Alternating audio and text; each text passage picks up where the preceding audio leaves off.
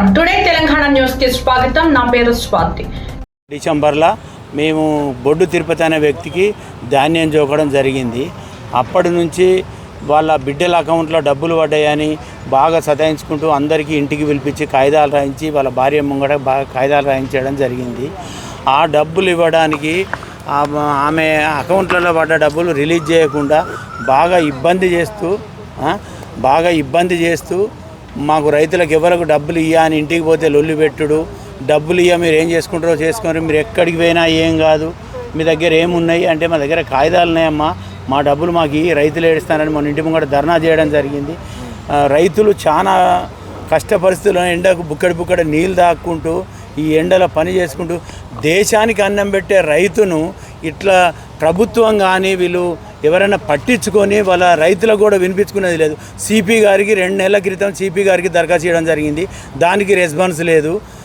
మళ్ళా Manakondur police station దరఖాస్తు చేయడం జరిగింది, దానికి రెస్పాన్స్ లేదు. రేపు మా పని పిలిపించి అడుగుతున్నారు కానీ రేపు మా పని జరపడం జరిగింది. మళ్ళీ సిపి గారికి ఇవ్వడం జరిగింది, ఇప్పుడు 1 టౌన్లో ఇవ్వడం జరిగింది. వాళ్ళు పిలిపిస్తామని పిలిపించలేరు. ఈరోజు లాస్ట్ ఫైనల్లో జిల్లా బాస్ అయిన కలెక్టర్ గారికి ఇవ్వడం, ఆమె మాకు న్యాయం చేస్తుందని రైతులకు కూడా వినిపించుకుంటుందని మేము మొరబెట్టుకోవడం జరిగింది, దరఖాస్తు చేయడం జరిగింది. మేడం గారు మాకు ఖచ్చితంగా డబ్బులు ఇప్పిస్తుందనే ఆశ మా రైతులలో కలిగింది. ఇప్పుడు ఆమె ఏం చేస్తుందని ఆమె దయ. ఇప్పుడు కాకపోతే ఏంటంటే 3-4 కోట్ల ప్రాపర్టీ ఉన్నది వాళ్ళకు. ఆ ప్రాపర్టీ రికవరీ ఏదన్నా చేసి రైతులకు డబ్బులు ఇవ్వాల్సిందిగా కోరుతున్నాం.